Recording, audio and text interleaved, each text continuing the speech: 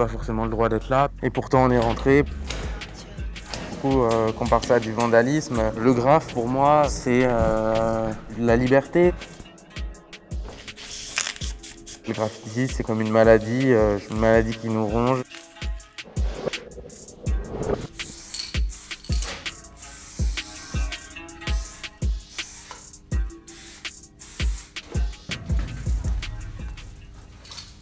Salut, je m'appelle Hadès, je suis un artiste issu du milieu du graffiti et là on est dans mon squat. Du coup on va aller préparer mon matériel pour la sortie de ce soir.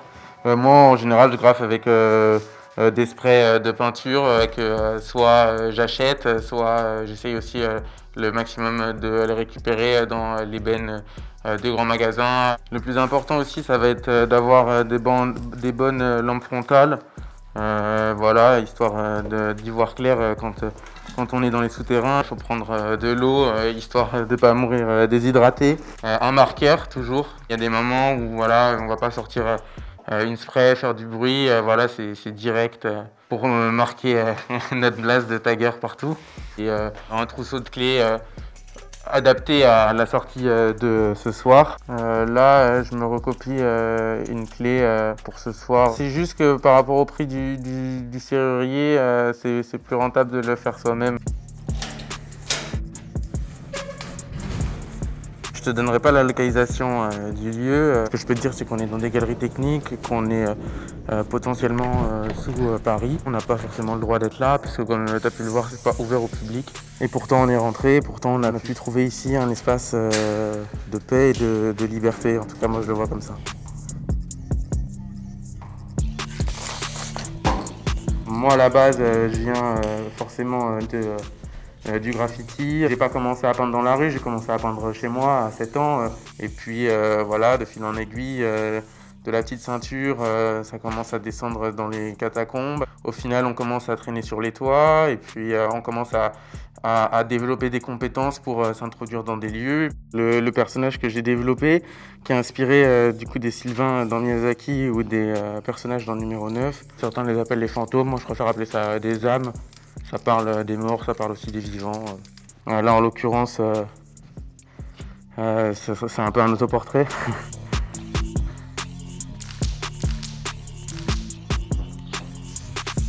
Le graphe, pour moi, c'est la liberté. C'est une manière de reprendre possession de l'espace qui nous entoure. C'est une manière fantastique de créer. Après, c'est sûr que c'est une pratique qui a un pied dans l'illégalité. Et moi, ce rapport à l'illégalité, il est particulier dans le sens où, voilà, quand je dors au squat, c'est illégal. Quand je me lave, c'est illégal. Quand je mange, ça l'est aussi. On vit ici, on est presque une trentaine et on a trouvé les locaux vides et on s'y est installé depuis maintenant 2 ans et demi. Et voilà, on essaye de faire vivre les lieux, organiser des événements, des expositions, des soirées.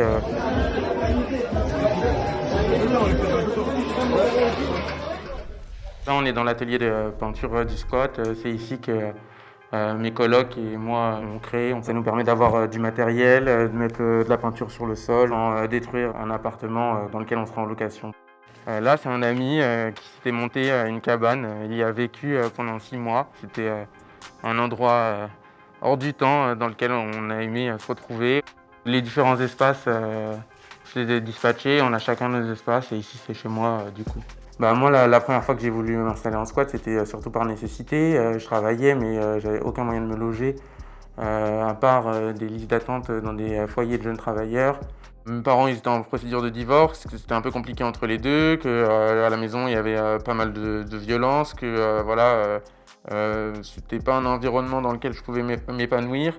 Donc voilà, avec des amis avec qui on était aussi en précarité, on a trouvé des bâtiments, on a commencé à essayer de rentrer dedans. Au début, ça s'est pas très bien passé, mais on a continué. Là, par exemple, il y a la chambre atelier de mon super coloc Pierre.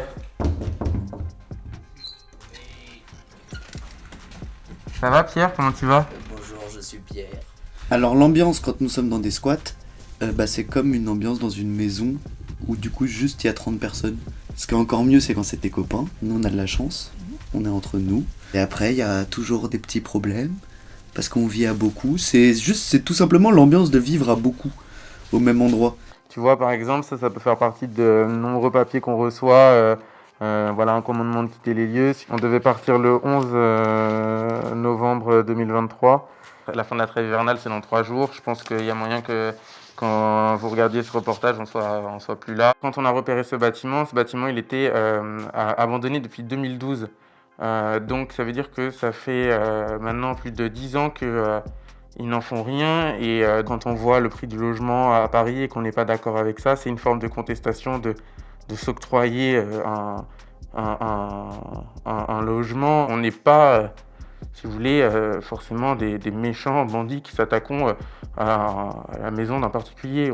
On s'attaque aussi à une société.